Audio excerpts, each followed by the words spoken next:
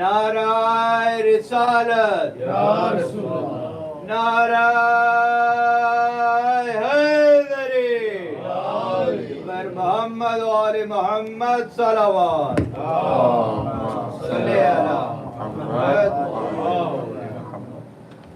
अस्सलाम वालेकुम।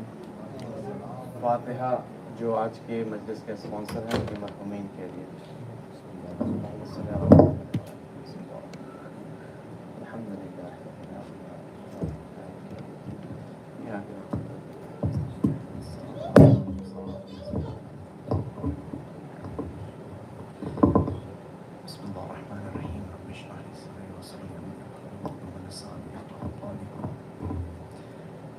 أعوذ بالله من الشيطان اللعين الرجيم بسم الله الرحمن الرحيم الحمد لله الملك الحق المبين اللهم صل وسلم وزد وبارك على النبي الأمي العربي الحاشمي القرشي المكي المدني صاحب الوقار والسكينة المدفون بالمدينة على عبد المؤيد ورسول المسدد المصطفى الأمجد المحمود الأحمد أبي القاسم محمد اللهم صل على محمد وآل محمد وأهل بيته الطيبين الطاهرين المعصومين المظلومين أما بعد فقد قال الله سبحانه وتعالى في محكم كتاب مبين بسم الله الرحمن الرحيم واعبد ربك حتى يأتيك اليقين صلوات اللهم صل على محمد وآل محمد۔ جس آیت گرامی کو سرنامہ کلام بنایا گیا وہ سورہ ہجر کی 99 آیت ہے، جس میں اللہ تعالیٰ کا ارشاد ہوتا ہے کہ اتنی عبادت کرو اور عبادت کرتے رہو یہاں تک کہ تمہیں یقین حاصل ہو جائے۔ اور اس کے ذیل میں جو گفتگو ہو رہی ہے اس کا مقصد یہ ہے کہ ہم یقین کے مقصد کو سمجھ سکیں کہ یقین ہے کیا، اور یقین سے مراد کیا ہے، اور یقین کس طرح ہم اپنی زندگی میں لا سکتے ہیں۔ مقصد الٹیمیٹ وہاں پہ ہے کہ کس طرح ہم اپنی زندگی میں امپلیمنٹ کر سکتے ہیں یقین کو، لیکن وہاں تک پہنچنے کے لیے ہمیں پہلے یقین کو سمجھنا ہے، اس کی ضد کو سمجھنا ہے۔ کیا اللہ تعالیٰ کس طرح کی یقین کو ذکر کرتا ہے قرآن مجید میں، اور عبادت کرتے رہنے سے کیا مراد ہے، یہاں تک کہ یقین حاصل ہو جائے۔ اور پھر اس کے بعد جو 40 کے دن مجلس ہوگی اس کے اندر انشاءاللہ ہم کہیں گے ہم پریکٹیکل زندگی میں کیسے اس کو امپلیمنٹ کر سکتے ہیں اور کرنا چاہیے۔ ایک بار صلوات پڑھ دیجیے محمد وعلی محمد۔ فضیل آگے آ جاؤ، اور نکاش بھی۔ بچوں کو ٹیک لا کے نہیں بیٹھنا چاہیے، بچوں کو سیدھے بیٹھنا چاہیے، کیونکہ یہاں پہ اس فرش اعضاء کے اوپر بی بی فاطمہ زہرا اور ائمہ علیہ السلام آتے ہیں، تو بچوں کو خاص طور پہ آگے آ کے آرام سے بیٹھیں تاکہ سنیں۔ تو کل جہاں پہ ذکر ہوا تھا، ایک کوئک ریمائنڈر اور کوئک سمری کر کے پھر آگے بڑھتے ہیں، کیونکہ پچھلی مجالس سے ہر مجلس کنیکٹ رہے گی، تو جتنا جو کنیکشن رہے گا اتنا اچھا ہے، کہ جو لوگ نئے آئے ہیں وہ بھی اپ ٹو سپیڈ ہو جائیں، جو پچھلے لوگ ہیں انہیں اندازہ رہے کہ کل کیا بات ہوئی تھی۔ تو کل ہم نے جو بات کی تھی اس میں ہم نے شروع کیا تھا ایک معجزہ سے، کہ ہمارے لیے خصوصاً شیعان علی علیہ السلام کے لیے، جو اپنے آپ کو شیعان علی علیہ السلام ہونے کا دعویٰ کرتے ہیں، حالانکہ شیعان علی ایک بہت بڑا مرتبہ ہے اور اس کے لیے بہت سی ریکوائرمنٹس ہیں، لیکن جو ہم دعویٰ کرتے ہیں ان کے لیے ریکوائرمنٹ یہ ہے کہ کم سے کم ایز اے ہیومن، پھر ایز اے مسلمان، اور خاص طور پہ شیعان علی کے ہونے کے ناطے ہمارے اندر یقین ایک پختہ ہونا چاہیے، کیونکہ ہمارا جو ریلیجن ہے وہ صرف وہ نہیں جو نظر آتا ہے، ہمارے ریلیجن میں بہت سے ایسپیکٹس ایسے ہیں جو ہماری عقلوں سے ماوراء ہیں، معجزات جو ہم سنتے ہیں، جو ہماری نظروں سے چیزیں مشاہدات گزرتے ہیں، ہماری زندگی کے واقعات ہوتے ہیں، اگر ہم ان کے اوپر غور کریں کہ ہم کہاں تھے اور کہاں سے کہاں آ گئے اور کس طرح آئے، تو ان تمام چیزوں میں جب ہم غور کریں گے تو اللہ تعالیٰ کی نشانی اور اللہ تعالیٰ کا ایک پلان نظر آئے گا کہ ہم نے سوچا نہیں تھا کہ ہم کہاں پہ تھے، کہاں بڑے ہوئے، کہاں سے ہم کہاں پہنچے، اور پھر وہ آگے فیوچر کیا ہے۔ ہماری لائف کا جو فورکاسٹ ہم کر سکتے ہیں، ہم سوچتے بہت لمبی فورکاسٹ کے ہیں، اور خاص طور پہ جو لوگ اس مشاہدے جس ایکسپیرینس سے گزرے ہیں انہوں نے دیکھا ہوگا کہ ہم سوچتے ہیں کہ ہم 2 سال میں، 3 سال میں، 4 میں یہ کریں گے، حالانکہ 6 مہینے بعد سرکمسٹانسز بدل جاتے ہیں۔ کبھی پیرنٹس بوڑھے ہو گئے، بیمار ہو گئے، سچویشن بدل گئی، کبھی بچوں کا کچھ ہو گیا، سچویشن بدل گئی، کبھی جاب میں کچھ ہو گیا، سچویشن بدل گئی۔ تو پلان کے ساتھ سچویشن فوراً بدل جاتی ہے۔ تو اس لیے ہمارے لیے یہ یقین ہونا بہت ضروری ہے کہ ایک معجزہ ہمارے سامنے اس وقت ہو ہے، امام علیہ السلام کی غیبت کا معجزہ جو پچھلے 1200 سال سے موجود ہے اور جو ہو رہا ہے، اور اس کی غیبت میں، امام کی غیبت میں امام کے اوپر یقین رکھنا، یہ ایک بہت ہی ضروری امر ہے۔ اس کے بعد جو ہم نے بات کی کہ امام کی یقین کے ساتھ اللہ تعالیٰ نے قرآن مجید میں سورہ تکاثر میں اور سورہ واقعہ میں اور سورہ حاقات میں 3 طرح کی یقین کی بات کی ہے۔ ایک ہے علم الیقین، ایک ہے عین الیقین، اور ایک ہے حق الیقین۔ اور ان تینوں کے اوپر جب بات کی، خاص طور پہ جب کل ہم نے سورہ تکاثر کے ذیل میں بات کی علم الیقین کے اوپر، اور ایک ایگزامپل کی کہ اگر دیوار کے پیچھے ہمیں پتہ نہیں کہ ہے کیا، اور اگر ہمیں کوئی بتائے کہ اس کے پیچھے یہ ہے، تو ہم اپنے مشاہدے سے، ایکسپیرینس سے یہ دیکھ سکتے ہیں یا سوچ سکتے ہیں کہ کیا وہ بندہ صحیح کہہ رہا ہے یا غلط کہہ رہا ہے۔ اور اس کے ساتھ ہم نے ایک روایت اور ایک واقعے کا ذکر کیا جس میں حاجی محمد حسین تہرانی، جنہوں نے اپنی جمع پونجی امام حسین کی خاطر دے دی، اور ان کو کیا مقام حاصل ہوا، اور ان کی اس یقین کی وجہ سے کہ امام نے، جب اس آدمی نے خواب میں دیکھا کہ حاجی محمد حسین تہرانی حشر میں کھڑے ہیں، امام حسین علیہ السلام ان کا حساب لے رہے ہیں تمام شیعوں کا، تو وہ وہاں پہ کھڑے ہوئے ہیں، تو جیسے ہی وہ پہنچتے ہیں امام کے پاس، امام جو ہے ان کا حساب کا پرچہ پھاڑ دیتے ہیں۔ لوگ پوچھتے ہیں کہ امام نے کہا کہ لوگوں کے ذہن میں یہ سوال اٹھا اس وقت، اور اس شخص نے جو خواب میں دیکھ رہا ہے اس کے ذہن میں یہ سوال اٹھا، تو امام نے کہا کہ تم نے، اے حاجی محمد حسین تہرانی، جب تم نے وہ چیک سائن کیا اور ہماری محبت میں دیکھا نہیں کہ کتنے پیسے ہیں، تو آج ہم جو ہیں تمہارے اعمال کو پھاڑ رہے ہیں، کیونکہ تم نے ہماری محبت میں اس دن وہ کام کیا تھا، آج ہم یہ کر رہے ہیں کیونکہ ہم نے تمہاری ولایت دیکھ لی۔ صلوات پڑھیے محمد وعلی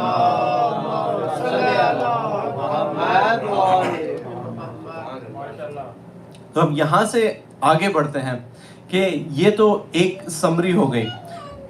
آج خطبہ میں نے ایک بات ذکر کی، اور میں چاہتا ہوں کہ وہ لوگوں کو دوبارہ بتاؤں کہ ایک اور معجزہ جو ہماری زندگی میں اس وقت ہوتا ہے، اور یہ معجزات، یہ مشاہدات جب ہم دیکھتے ہیں تو ہمارے علم میں اضافہ ہوتا ہے اور ہمارے یقین میں انہی کی وجہ سے اضافہ ہوتا ہے۔ آپ کو اگزامپل دیتا ہوں کہ اس وقت تقریباً 23 ملین لوگ اربعین کے لیے امام حسین کے روضے کی طرف جا رہے ہیں۔ اب ایسے کہنا آسان ہے، اور ان لوگوں کو جو سرکمسٹانسز ہیں اس کے اندر 120 ڈگری کے قریب ٹیمپریچر ہے، وہاں پہ کھانا پینا جو لوگ اپنی طرف سے پرووائڈ کر سکتے ہیں، گورنمنٹ کی طرف سے کوئی خاص نہیں، لیکن لوگ اپنے تئیں پرووائڈ کرتے ہیں، اور وہ سب لوگ چلے جا رہے ہیں، اور وہاں پہ نہ کوئی خبر آتی ہے کہ ہیٹ سٹروک سے کوئی مر گیا، نہ کوئی خبر آتی ہے کہ کچھ لوگ پریشان ہیں، نہ یہ خبر آتی ہے کہ کسی نے ہیلپ نہیں کی، ہر کسی کو اپنی منزل کے اوپر پہنچ جاتے ہیں۔ پہنچنے کے لیے ڈسٹنس ہے 60 مائلز، 108 کلومیٹر، خاص طور پہ جو نجف سے جا رہے ہیں، باقی لوگ جو بصرہ سے جا رہے ہیں، جو دوسری جگہوں سے آ رہے ہیں، وہ ان کا تو ڈسٹنس اور ہے، لیکن 108 کلومیٹر 60 مائلز کا ڈسٹنس ہے۔ 60 مائلز کے ڈسٹنس میں یہ لوگ ٹریول کرتے ہیں، کالے کپڑے پہنے ہوئے، عورتیں پوری عبایا لیے ہوئے گرمی میں ٹریول کر رہے ہیں۔ اب ذرا اس بات کا اندازہ لگائیے کہ 23 ملین لوگ بڑا نمبر ہے، لیکن اندازہ نہیں ہوتا کتنے ہیں۔ دوسری طرف 2 مہینے پہلے خانہ کعبہ کے پاس جمرات سے، منی سے مکہ جاتے ہوئے 6 میل کا راستہ ہے، اس کے اندر گرمی بھی 120 ڈگری سینٹی گریڈ، اور وہاں پہ گورنمنٹ کے پاس اتنے ریسورسز کہ ان کے جو پرائیویٹ فنڈ ہے اس کے اندر $1 ٹریلین پڑے ہوئے ہیں، اور لوگ تڑپ کے پانی مانگتے ہوئے بلک بلک کے مر رہے ہیں ڈی ہائیڈریشن سے، اور پولیس اور جتنے بھی ہیں خاموشی سے دیکھ رہے ہیں۔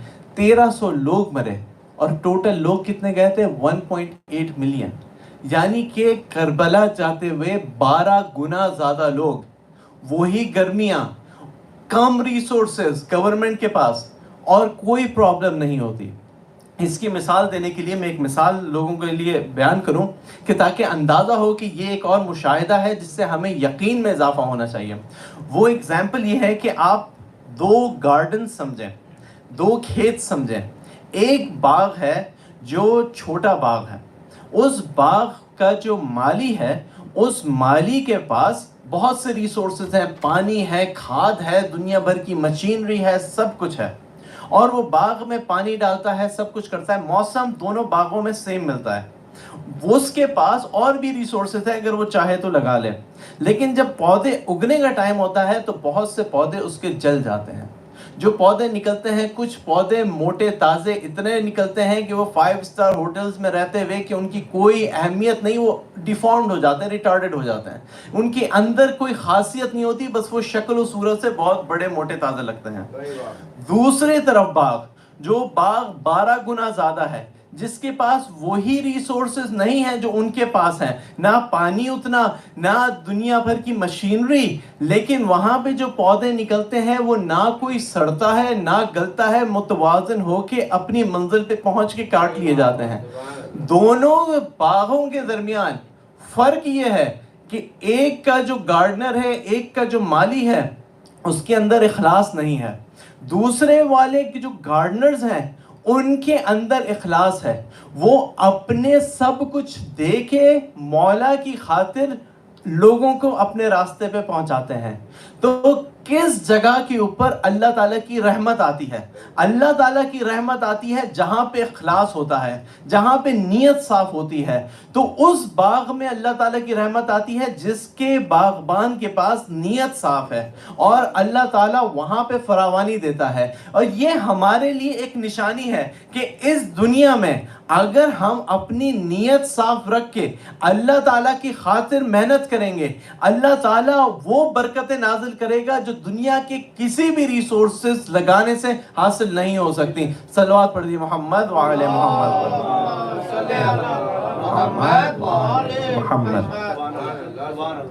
اب اسی کے ساتھ ایک اور آپ لوگوں کے گوشن ایک چیز بیان کروں جو کہ ہماری زندگی سے also ریلیٹڈ ہے، اور خاص طور پہ اس کی وجہ سے یقین میں اضافہ اس طرح ہوتا ہے کہ امام علیہ السلام کو پتہ ہے کہ فیوچر میں کیا ہونے والا ہے۔ جب آپ وہ روایات پڑھتے ہیں اور اپنے حالات دیکھتے ہیں تو آپ کو یقین ہوتا ہے کہ امام علیہ السلام کے پاس وہ نالج ہے جو ہمیں کسی انسان کو پتہ نہیں ہو سکتا کہ وہ نالج انسان کے پاس ہو سکتا ہے۔ امام علیہ السلام نے کہا، سورہ عنکبوت کی پہلی 2 آیتیں کی تلاوت کی اور کہا کہ آیتوں میں ہے کہ کیا لوگوں نے یہ سوچا ہے کہ بغیر امتحان کے صرف یہ کہنے سے کہ ہم ایمان لائے تو وہ جنت میں پہنچا دیے جائیں گے، اور ان کا امتحان اور آزمائش نہیں ہوگی۔ اور وہ ورڈ یوز کیا، یفتنون ورڈ یوز ہوا ہے آخر میں اس آیت کے۔ تو امام نے پوچھا کہ یہ یفتنون کیا ہے؟ تو لوگوں نے کہا امام آپ ہی بتائیے یہ یفتنون کیا ہے؟ تو امام نے کہا یہ آزمائش ہے دین میں، اور دین میں آزمائش ایسی ہوگی کہ تم لوگوں کو تپایا جائے گا، تم لوگوں کو گرم کیا جائے گا جس طرح سونے کو گرم کیا جاتا ہے، اور جب گرم کر کر کے پگھل کے سونے کو پاک کیا جاتا ہے اس طرح تم لوگوں کو پاک کیا جائے گا۔ اور ایک اور روایت میں ہے کہ امام نے کہا کہ ایک وقت ایسا آئے گا جب تم شیعہ ایک دوسرے کے منہ پہ تھوکو گے۔ ہم لوگ دیکھ سکتے ہیں کہ کتنے لوگ ماتم کے اوپر اگر کوئی فتویٰ آتا ہے، کوئی بات آتی ہے، بجائے اس کے کہ یہ سوچیں کہ کس وجہ سے کہا گیا، الٹا بدتمیزی مرجعوں کے خلاف کرنے لگتے ہیں۔ ایک دوسرے کے اوپر تھوکنے سے زیادہ مرجعوں کے اوپر بلا بھلا کہنے لگتے ہیں کہ چاند میں اگر اختلاف ہو گیا تو مرجاؤں کو برا بھلا کہنے لگے. ایک زمانہ آنے والا ہے جب تم ایک دوسرے کے اوپر تھوکو گے. ایک زمانہ آنے والا ہے کہ جب تم اتنے کم رہ جاؤ گے جتنی آنکھوں میں سرما. اگر آپ دیکھیں اس زمانے میں کہ شیعہ کتنے ہیں پوری دنیا میں اور سچے شیعہ، تو پاپولیشن کے حساب سے مسلمان ہیں 2.2 بلین 1.8 بلین. تو تقریباً 1.8 بلین کا جو 10% اگر شیعہ سمجھے 180 ملین، وہ بنتا ہے 2% آف ورلڈ پاپولیشن. اس میں سے بہت سے ہیں جو سچے ہیں، بہت سے ہیں جو سچے نہیں. واللہ عالم بالصواب. لیٹس سے 1% آف پاپولیشن سچے شیعوں کی ہے. 1% کتنا بنتا ہے پاپولیشن کا؟ 8 بلین کا 1% کچھ بھی نہیں ہوتا. تو وہ جو امام نے ایک زمانہ آنے والا ہے جب تم سرمے کی طرح کم رہ جاؤ گے. پھر امام نے کہا کہ اس کی مثال ایسی ہے کہ ایک جگہ پہ اناج گیہوں کسی سٹور میں رکھ دیا ہو اور اس سٹور میں جا کے لوگ اس گیہوں کو ہر سال نکالیں کیونکہ اس کے اندر کیڑا پڑ گیا، اور وہ کیڑا نکال کے الگ کریں تو کچھ گیہوں جو خراب ہو گیا اسے بھی الگ کر کے چھان دیں، پھر واپس رکھ دیں، پھر اسے وہاں پہ رہنے دیں، 1 سال بعد پھر نکالیں، پھر کیڑے کو صاف کریں، پھر رکھ دیں، پھر واپس نکالیں، پھر کیڑے کو صاف کریں، پھر رکھ دیں. کرتے کرتے ایک پوائنٹ آئے گا کہ جب سچے شیعہ اتنے رہ جائیں گے کہ چاہے کچھ ہو جائے ان میں گیہوں میں کیڑا نہیں پڑے گا. تو وہ ٹائم ہوگا جب سب کچھ چھٹ کے صاف ہو جائے گا اور امام کا ظہور ہوگا. صلوات پڑھیے محمد وعلی محمد. تو اس لیے یہ یقین رکھنا ضروری ہے کہ ایک وقت آنے والا ہے کہ جب امام کا ظہور ہوگا اور امام جب بلائیں گے. کسی نے شک کیا ذرا سا 1 منٹ کے لیے کہ میں ابھی ریڈی نہیں، وہ موقع گزر گیا. کتنے شیعہ تھے، کتنے امام کے چاہنے والے تھے کوفہ میں، کتنے 18,000 لوگوں نے خط لکھا تھا، کتنے لوگوں نے امیر مختار کے ساتھ جنگ کی، بہت سو نے، تبھی تو انہوں نے کوفے کو قبضہ کیا. لیکن جب امام کا وقت آیا، جس کے دل میں ذرا سا شک آیا اس وقت، اس کا نام ان 72 سے نکل گیا. وہ 72 اگر امام اکیلے بھی ہوتے تو کربلا زندہ رہ جاتی، اگر صرف 18 بنی ہاشم ہوتے تو کربلا زندہ رہ جاتی. لیکن جس کے دل میں یقین تھا اسے امام نے خود خط لکھ کے بلایا، اور جس کے دل میں یقین تھا اللہ تعالیٰ نے اس کا نام اس جگہ محضر میں لکھوا دیا. صلوات پڑھیے محمد وآل محمد.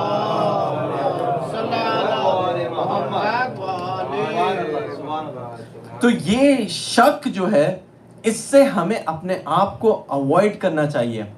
اور ایک شک کی 2 شک کی قسمیں ہوتی ہیں، خاص طور پہ جو بچے ہیں. اور بچوں کو میں دیکھ رہا ہوں کہ جب وہ بڑے ہوتے ہیں تو انسان کے ہماری زندگی میں شک کی 2 قسمیں ہیں. ایک وہ شک کہ کیا کوئی چیز ہوگی یا نہیں ہوگی، کیا ہم تیار ہیں یا نہیں ہیں، کیا ہم رسک لے سکتے ہیں امام کی خاطر یا نہیں لے سکتے. ایک وہ شک ہے. دوسرا وہ شک کہ آپ کو دنیا ایک چیز بتا رہی ہے. آج کل کے زمانے میں پورے میڈیا میں ایک پورا جو ہے ایک نیریٹو بنایا ہوا ہے کہ وہاں پہ زیادتی غزہ میں اس لیے ہو رہی ہے کیونکہ انہوں نے زیادتی شروع کی. حالانکہ 20,000 بچوں کو مارنے کا کوئی لاجک بنتا ہی نہیں کسی بھی طریقے سے، نہ دینی لحاظ سے نہ دنیاوی لحاظ سے. لیکن ایک نیریٹو بنایا ہوا ہے.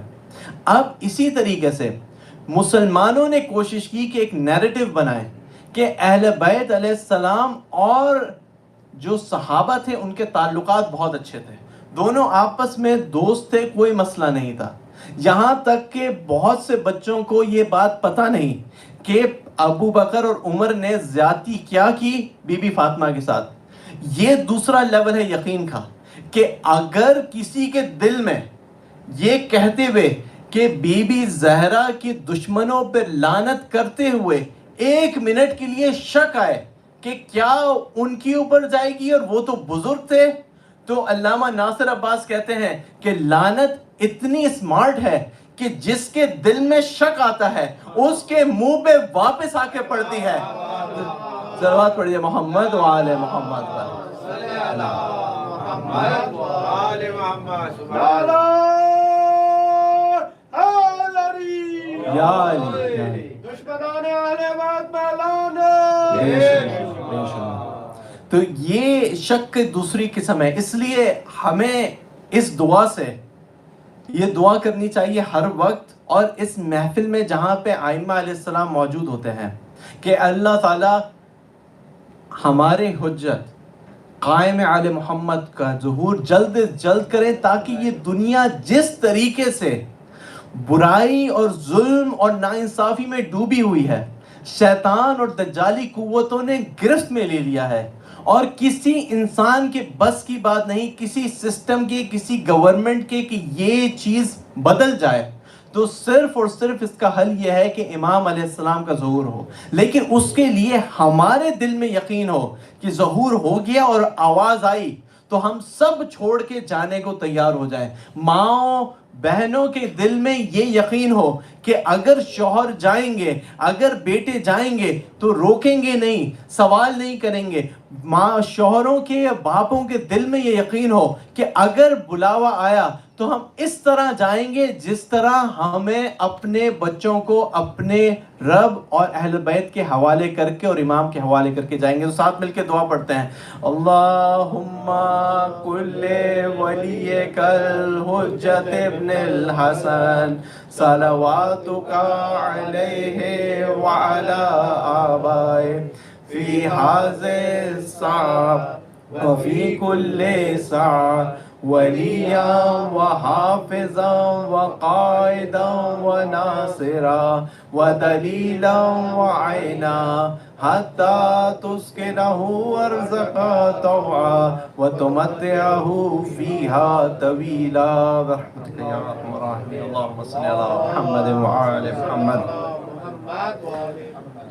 اب یہاں سے اپنی جو ڈسکشن کو آگے بڑھاتے ہیں۔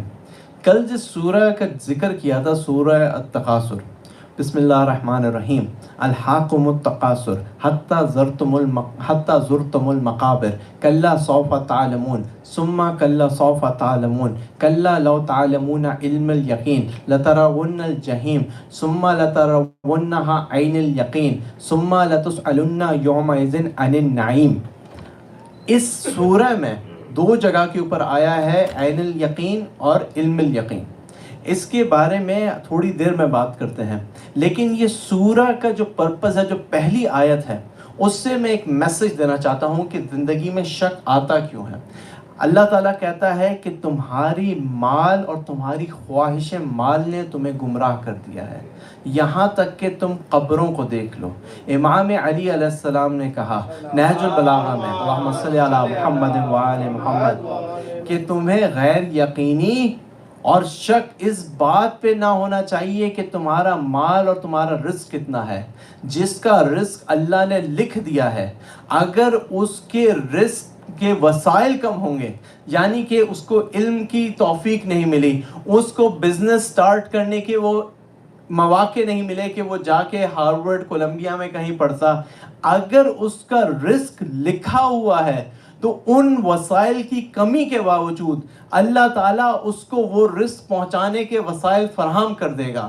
اور اگر کسی کے رزق میں کمی لکھی ہوئی ہے تو وہ چاہے جتنی محنت کرے، چاہے جتنا ٹائم لگائے، چاہے جتنے اس کے پاس وسائل ہوں، وہ اس رزق سے زیادہ نہیں پا سکتا۔ اور پھر امام کہتے ہیں کہ تم لوگوں کو اگر یہ بات سمجھ میں آ جائے تو یہ تم لوگوں کی زندگی بدل سکتی ہے۔ کیوں امام؟ کیوں بدل سکتی ہے؟ کیونکہ رزق حلال تلاش کرنا تو نعمت ہے، یہ واجب ہے، اور یہ جہاد ہے، تو کیا رزق تلاش نہیں؟ رزق تلاش کرنا ہے، واجب ہے، لیکن 40 گھنٹے 50 گھنٹے سے زیادہ 100 گھنٹے بھی کام کر لیں، جتنا رزق لکھا ہے اس سے زیادہ نہیں ملے گا۔ تو جو باقی ٹائم ہے وہ آپ اپنے بچوں کی تربیت پہ یوز کریں، جو باقی ٹائم ہے وہ اپنے دین میں مستحکم ہونے میں یوز کریں، جو باقی ٹائم ہے وہ دین الہی اور امام حسین اور اہل بیت کے مشن کو آگے بڑھانے کے لیے استعمال کریں، کیونکہ ٹائم اتنا ہی ہے جتنا ٹائم آپ لگائیں گے حلال رزق حاصل کرنے میں، وہ آپ کو مل کے رہے گا، لیکن زیادہ لگانے سے وہ پیسے زیادہ نہیں ہو جائیں گے۔ ایک بار صلوات پڑھیے محمد وآل محمد۔ صلی اللہ محمد وآل محمد. تو یہ ایک شک کا پہلو آتا ہے رزق کے اوپر. اور اسی طریقے سے جب حضرت ابراہیم علیہ السلام کو اللہ تعالیٰ ارشاد فرماتا ہے کہ ہم نے انہیں اپنے ملکوت آسمان دکھائے, آسمان اور زمین جب دکھائے تو آکے ان کو یقین پیدا ہو جائے. جب ہم اپنے رزق کی تلاش کے علاوہ ہم وہ کام کریں گے جو اللہ تعالیٰ چاہتا ہے, اللہ تعالیٰ کہتا ہے کہ ہم اپنے رزق میں سے خمس دیں, ہم اپنے رزق میں سے اپنے رشتہ داروں کو دیں. جب ہم اپنے سیکریفائس کر کے وہ کام کریں گے تو ہمارے پاس اللہ تعالیٰ کی رحمتیں بھی آئیں گی اور یقین بھی آئے گا, کیونکہ وہ کام ہو جائے گا جو ہم چاہتے ہیں. بے شک اتنے پیسے ہمارے پاس نہ ہو تو اس سے یقین آئے گا. حضرت ابراہیم کے بارے میں اللہ تعالیٰ نے کہا کہ ہم نے ابراہیم کو ملکوت آسمان اور زمین دکھائے تاکہ ان میں یقین پیدا ہو جائے. اور ملکوت آسمان اور زمین کب دکھائے؟ جب وہ ابھی بیبلون میں تھے اور نمرود نے آگ نہیں جلائی تھی. جب ان میں یقین پیدا ہو گیا, انہوں نے جا کے وہاں پہ آئیڈلز اور بتوں کو توڑ دیا, تو پھر نمرود نے کہا کہ آگ جلاؤ, ابراہیم کو آگ میں ڈالیں گے. اب یقین کا معیار وہ ہو گیا کہ جب منجنیق سے پھینکا جا رہا ہے تو وہ کہہ رہے ہیں جبرائیل مدد کی ضرورت ہے مگر تم سے نہیں, اس سے هو اللہ احد اللہ الصمد لم یلد ولم یولد, اس سے مدد کی ضرورت ہے جو میرا بھی رب ہے جس نے سب کو پیدا کیا ہے, لیکن تم سے نہیں. جب ان کا یقین یہ تھا تو آگ میں چلے گئے, لیکن آگ سلامتی بن گئی, یہاں تک کہ ابراہیم علیہ السلام کے اوپر سلامتی ہی سلامتی ہو گئی. تو یہ یقین کا معیار ہمیں اپنانا چاہیے, اور یہ یقین کا معیار اس وقت آئے گا جب ہم اپنی زندگی میں ایکسپیرینس کریں گے, ہم اپنی زندگی میں مشاہدات کریں گے. تو یہاں پہ یہ سوال آتا ہے کہ علم کیا ہے اور علم الیقین کیا ہے, علم سے مراد کیا ہے, کس طرح ہم مشاہدات کریں. اور دوسرا سوال یہ آتا ہے کہ کس طریقے سے ہم اپنے آپ کی اپنی زندگی بدل سکتے ہیں. ایک بار صلوات پڑھ دیجیے محمد وآل محمد.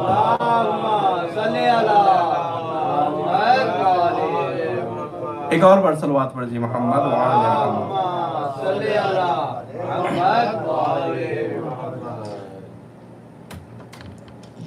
یقین کی ضد ہے شک, اور شک جب تک سمجھ نہ آئے تب تک ہم یقین کو سمجھ نہیں سکتے. اور یقین کے لیے شک کو ڈیفائن کرنا بہت ضروری ہے.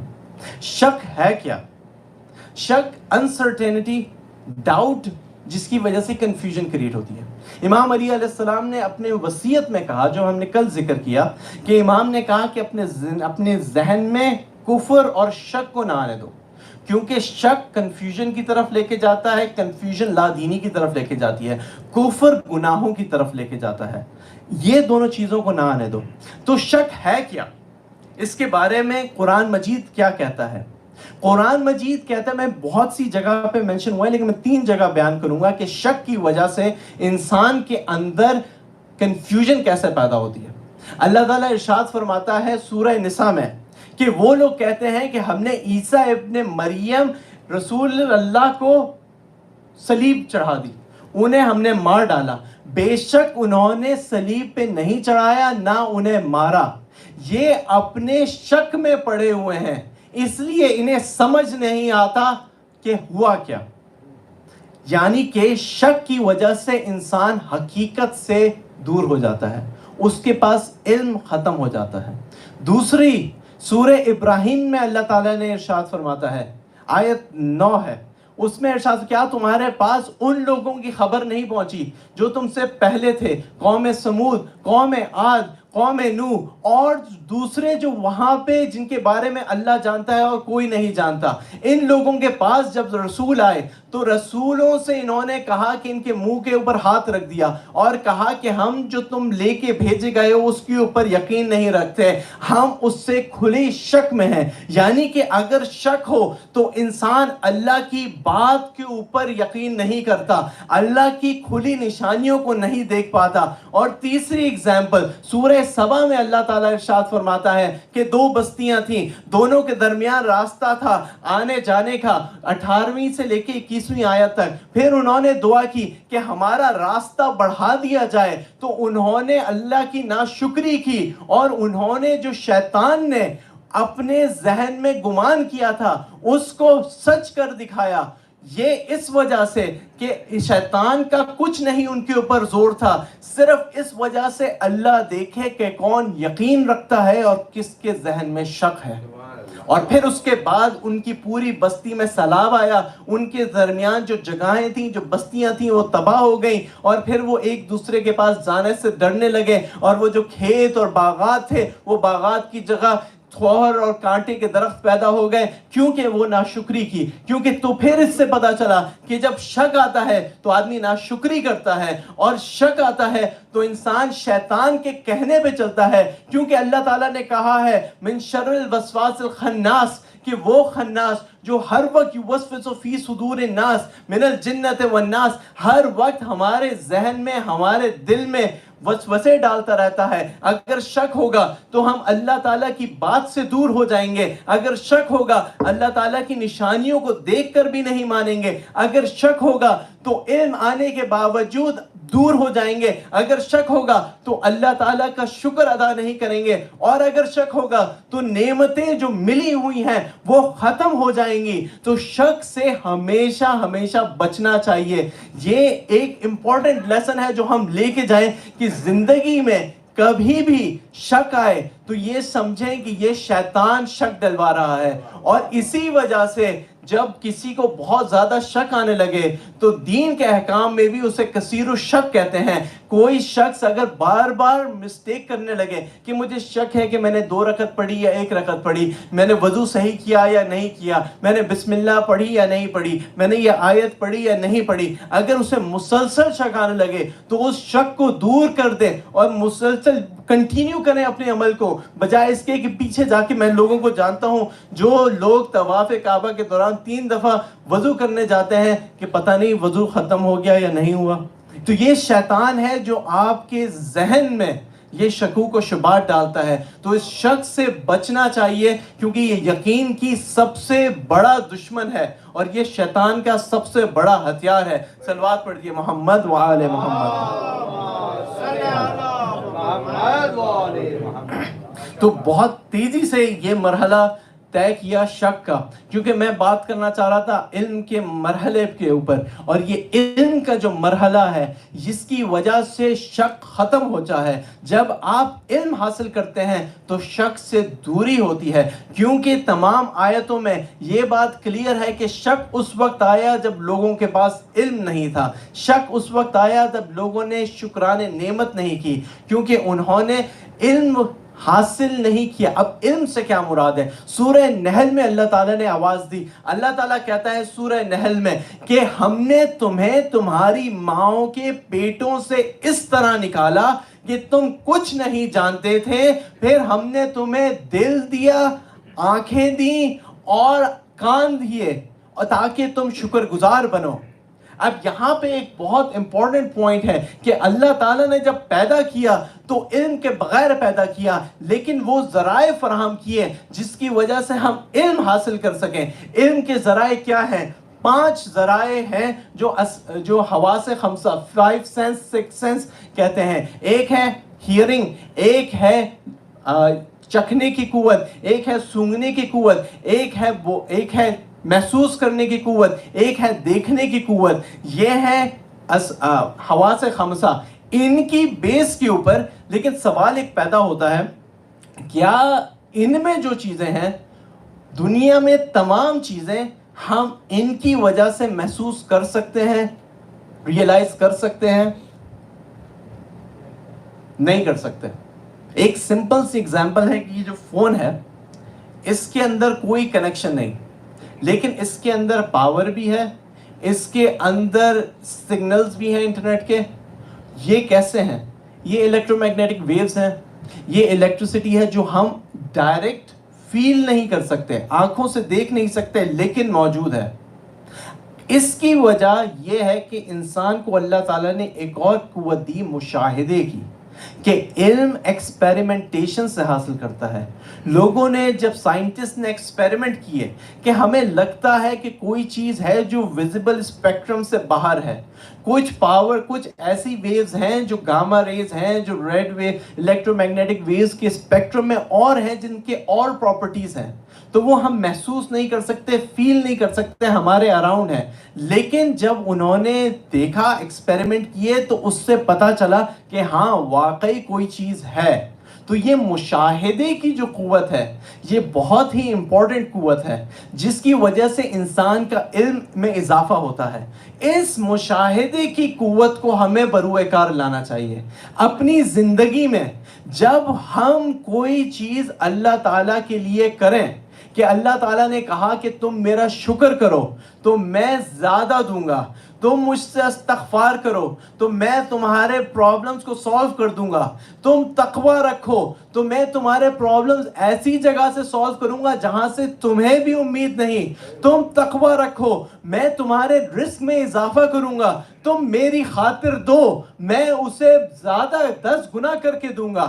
جب یہ چیزیں آنکھوں سے سمجھ نہیں آتی, عقل میں سمجھ نہیں آتی کہ ہم دیں گے تو بڑھے گا کیسے, لیکن جب ہم دیں گے اور بڑھے گا اور ہم اسے سنیں گے اور سمجھیں گے کہ ہاں اس ایکشن کا یہ ری ایکشن ہوا ہے, تو ہمارے مشاہدے میں اس علم میں اضافہ ہوگا. جب اس علم میں اضافہ ہوگا تو ہمارے یقین میں اضافہ ہوگا, اور جب یقین میں اضافہ ہوگا تو ہم اور زیادہ کریں گے, اور یہ سائیکل مسلسل چلتا رہے گا جہاں تک کہ ہم ایلیویٹ ہوتے جائیں گے, اور یقین ہمارا ان منزلوں تک پہنچے گا جہاں پہ اللہ تعالیٰ نے خود کہا ہے. حضرت ابراہیم کی مثال, کہ حضرت ابراہیم نے اپنے خواب دیکھا, بیٹے سے کہا کہ میں خواب دیکھتا ہوں کہ میں تمہیں قتل کر رہا ہوں, میں چھری چلا رہا ہوں گردن کے اوپر. تو بیٹے نے کہا کہ بابا جو دل چاہے, جو اللہ نے حکم کیا ہے آپ کر گزریے, آپ مجھے صابروں میں سے پائیں گے. لیکن فرق یہ ہے کہ جب حضرت ابراہیم نے کہا تو بیٹے نے کہا صبر کریں گے, اور جب امام حسین نے پوچھا کہ تم موت کو کیسا پاتے ہو تو حضرت قاسم نے کہا کہ شہد سے زیادہ میٹھی. حضرت علی اکبر نے کہا کہ بابا اگر ہم حق پہ ہیں تو ہمیں فرق کیا پڑتا ہے کہ موت ہم پر آ کے رہے یا ہم موت پہ جا کے رہے.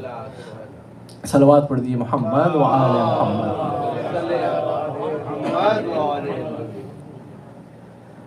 کچھ چیزیں چھوڑتے ہوئے ایک واقعے کے ساتھ تاکہ معرفت میں اضافہ ہو اور پھر ربط مسائل. ایک دفعہ رسول اللہ صلی اللہ علیہ وآلہ وسلم مسجد نبوی میں بیٹھے تھے, تو ایک شخص آیا, یہ بہار الانوار میں ہے, حضرت فاطمہ زہرا کی جو جلد ہے اس میں. اس شخص نے کہا کہ رسول اللہ میرے پاس کھانا نہیں, مجھے کھانا دے دیجئے, میرے پاس کپڑے نہیں, مجھے کپڑے دے دیجئے, میرے پاس سواری نہیں, مجھے سواری دے دیجئے.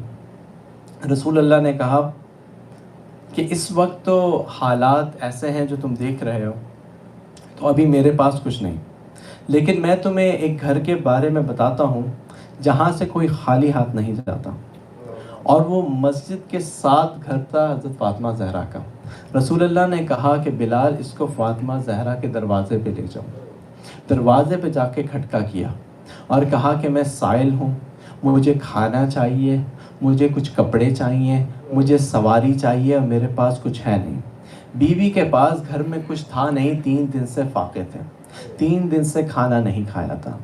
ایک جلد تھی گوسفند کی جس کے اوپر امام حسن اور امام حسین سوتے تھے. بیوی نے کہا یہ لے جاؤ, اس کے علاوہ میرے پاس کچھ ہے نہیں. اس شخص نے کہا کہ بیوی میں غریب ہوں, اسے میں کہاں بیچوں گا, میرے پاس کچھ نہیں, میری کچھ اور مدد کیجئے. تو حضرت کے پاس ایک نیکلس تھا, ایک ہار تھا جو ان کی کزن نے انہیں دیا تھا, حضرت حمزہ کی بیٹی نے. انہوں نے کہا یہ ہار تم لے جاؤ. وہ شخص ہار لے کے آیا اور وہ مسجد نبوی میں آیا اور رسول اللہ سے کہا کہ میری ضرورت یہ مل گئی, یہ پوری ہو گئی, یہ ہار دیا ہے. تو رسول اللہ نے کہا کہ حضرت فاطمہ زہرا کسی کو خالی ہاتھ نہیں لوٹاتی. اب انہوں نے کہا کہ جو اس سے یہ ہار خرید لے اس کے یہ رتبے ہوں گے، کیونکہ حضرت فاطمہ زہرا کا یہ ہار ہے۔ جیسے ہی رسول اللہ نے بتایا، اس وقت مقداد بھی تھے، عمار بھی تھے۔ حضرت عمار وہاں کھڑے ہوئے، انہوں نے کہا میں یہ ہار خرید لیتا ہوں، تمہیں چاہیے کیا؟ میرے پاس جو خیبر سے مال ملا تھا وہ میں نے ختم کر دیا، وہ میں نے سب رضائے الہی میں دے دیا، لیکن اگر تمہیں چاہیے تو میں تمہاری ضرورت پوری کر سکتا ہوں۔ کہ مجھے کھانا دے دو کہ میرا پیٹ سیر ہو جائے، مجھے کپڑے دے دو تاکہ یہ میرے بوسیدہ کپڑے بدل جائے، مجھے سواری دے دو کہ میں واپس چلا جاؤں، اور مجھے اتنے درہم دے دو تاکہ میں بچوں کا خیال کر سکوں۔ حضرت عمار نے وہ تمام چیزیں لا کے اس شخص کو دیں، اور اس شخص نے ہار دیا، اور ہار دے کے وہ واپس رسول اللہ کے پاس آیا اور کہا کہ رسول اللہ میری تمام ضرورتیں پوری ہو گئیں، میں غنی ہو گیا، آپ کا شکریہ کہ اس در کا بتایا جہاں سے کوئی خالی ہاتھ نہیں جاتا، انہوں نے اپنا ہار دے دیا، مجھے غنی کر دیا، اب میں جاتا ہوں۔ رسول اللہ نے کہا کہ بی بی کو دعا دیتے ہوئے جانا، کہا کہ ان کی اللہ تعالیٰ اس طرح مدد کرے جیسے اللہ تعالیٰ نے اپنے نبیوں کی مدد کی۔ اب وہ جب شخص گیا تو رسول اللہ نے ارشاد فرمایا کہ یہ فاطمہ زہرا، ان کی دعا، اس شخص کی دعا قبول ہو گئی۔ حضرت فاطمہ زہرا کو ایسا بابا ملا جیسا کسی کو بابا نہیں ملا، ایسا شوہر ملا جیسا دنیا میں کبھی کسی کو شوہر نہیں ملا، ایسے بچے ملے جیسے کسی کو بچے نہیں ملے، امام حسن اور حسین ملے۔ اور پھر کہا کہ میں اور بتاؤں، رسول اللہ نے اور فضائل بتائے اور بتائے۔ حضرت عمار نے یہ تمام فضائل سنے، گھر گئے، ہار لیا، مشک میں ڈبویا، یمنی چادر میں رکھ کے رسول اللہ کی خدمت میں لا کے پیش کیا۔ رسول اللہ سے کہا کہ رسول اللہ یہ ہار میں آپ کو دیتا ہوں۔ وہ ہار رسول اللہ نے لے کے حضرت بلال سے کہا کہ بلال جاؤ فاطمہ زہرا کو یہ ہار دے دو۔ یہ ایک اور غلام تھا، حضرت بلال نہیں تھا، ساتھ میں ایک اور غلام گیا۔ جب وہ غلام گیا حضرت فاطمہ زہرا کے پاس اور کہا کہ مجھے رسول اللہ نے آپ کی غلامی میں دیا اور یہ ہار دیا کہ آپ کو دے دوں، حضرت فاطمہ زہرا نے کہا یہ ہار مجھے واپس دے دو اور میں نے تمہیں آزاد کیا۔ اس غلام نے کہا ہنس کے، وہ ہنسنے لگا کہ حضرت فاطمہ زہرا نے کہا کہ تم ہنس کیوں رہے ہو؟ انہوں نے کہا، اس غلام نے کہا کہ اس ہار کی یہ برکت ہے کہ اس کی وجہ سے ایک بھوکے کو کھانا ملا، ایک کپڑا نہ ہونے والے کو کپڑے ملے، ایک بغیر سواری کے آدمی کو سواری ملی، ایک غریب مفلس کو غنی بنا دیا، اور اس ہار کی وجہ سے ایک غلام کو آزادی ملی، اور جس کا ہار تھا اس کے پاس واپس پلٹ کے آ گیا۔ یہ برکت ہے حضرت فاطمہ زہرا کی۔ روایتوں میں ہے، میں نے 3-4 روایتیں پڑھی ہیں کہ جس دن حشر کا دن ہوگا، حضرت فاطمہ زہرا کی سواری آئے گی، ہر کسی کو اناؤنسمنٹ ہوگی کہ یہ بنت فاطمہ بنت محمد کی سواری ہے، اپنی نظریں نیچے کر لو۔ کچھ روایتوں میں ہے کہ حضرت فاطمہ زہرا خون آلود کپڑے لے کے آئیں گی، کچھ روایتوں میں ہے کہ وہاں پہ جب پہنچیں گی اپنی جگہ پہ تو انہیں دکھایا جائے گا امام حسین کا سر رکھا ہے۔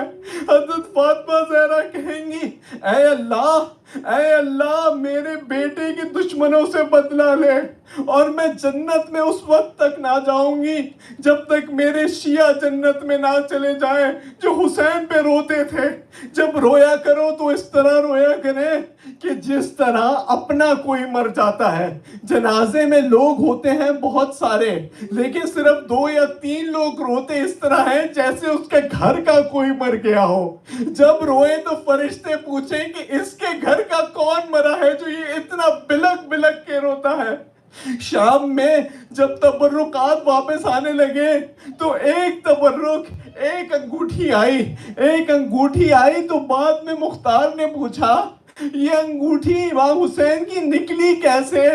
تو اس شخص نے کہا کہ جب امام حسین کو شہید کر دیا گیا ان کے ہاتھ میں اتنے ورم تھے کہ انگوٹھی نکالنا مشکل تھا، میں نے اپنا خنجر لیا، اپنے خنجر کے ساتھ 2 پتھر لیے اور انگلی کو ایک پتھر کے اوپر رکھا اور اس انگلی کے اوپر خنجر رکھا اور پھر اتنی زور سے دوسرا پتھر مارا کہ وہ انگلی کٹ کے نیچے گر گئی، اس کے اندر سے میں نے وہ انگوٹھی نکالی۔ اور ایک اور تبرک جو آیا نہیں وہ تھا امام کا امامہ۔ جب امام کو شہید کر دیا تو روایت ملتی ہے کہ ان کا امامہ ایک شقی نے چھین لیا، وہ شقی کوفے گیا، اس شقی نے کہا کہ یہ میں امامہ گھر میں رکھوں گا، اس گھر کے بعد میں جاؤں گا انعام لینے کے لیے۔ رات میں اس کی بیوی اس نے سوچا کہ یہ خوشبو کہاں سے آ رہی ہے، مومنہ تھی، اس نے کہا یہ کس کا امامہ لے کے آئے ہو؟ کہتا ہے کہ کوئی باغی تھا، اس کو مار دیا، اس کا امامہ لے کے آیا ہوں۔ اس نے کہا نہیں، یہ تو رسول کے بیٹے کا امامہ لگتا ہے، میں نے سنا ہے کہ رسول کے بیٹے کو تم لوگوں نے مارا ہے۔ وہ شخص کہا میں امامہ نہیں دوں گا، میں نہیں دوں گا امامہ۔ وہ وہاں سے نکلا، وہ جنگل میں چلا گیا، اس نے کہا امامہ نہیں دوں گا۔ کہتے ہیں کہ وہ پاگل ہو گیا، وہیں جنگل میں مر گیا، امامہ زمین پہ پڑا رہا۔ 2 سال بعد ایک قافلہ گزرا، حج کے لیے قافلہ جا رہا تھا۔ ذرا سنیے گا کہ حج کے لیے قافلہ جا رہا تھا، ایک شخص وہاں سے گزرا، اس نے دیکھا کہ کوئی خوشبودار چیز زمین پہ پڑی ہے، یہ خوشبو ایسی ہے، اس نے تبرک کے طور پہ اپنے پاس رکھ لیا۔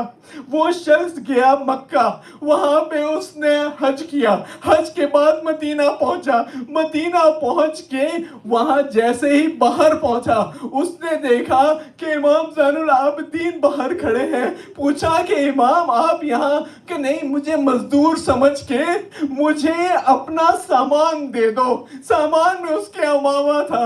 امام جیسے جیسے چلتے تھے اس کا گٹھڑی اٹھا کے سونگتے رہتے تھے اور سونگتے سونگتے روتے رہتے تھے۔ جیسے وہ پہنچے رسول اللہ کی قبر کے اوپر، اس شخص نے اپنے ہاتھ پکڑ کے کہا امام مجھے بتائیے میرے سامان میں آپ کا کیا ہے، میرے سامان میں آپ کا کیا ہے، آپ کیوں اتنا روتے ہیں؟ امام نے کہا کہ میرے بابا کا امامہ ہے جو کربلا میں چھن گیا تھا۔ انہوں نے کہا کہ یہ آپ لے لیجئے۔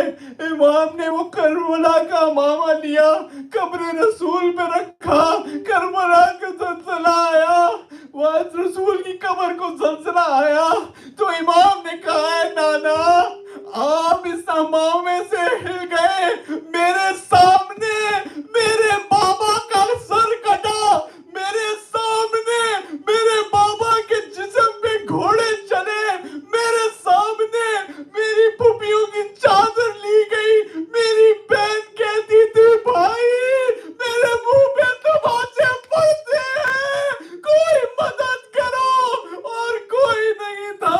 سيعلم الذين ظلموا أي منقلب ينقلبون۔ ماتم حسین، یا حسین یا حسین، یا حسین یا حسین، یا حسین یا حسین، یا حسین یا حسین، یا حسین یا حسین، یا حسین یا حسین یا حسین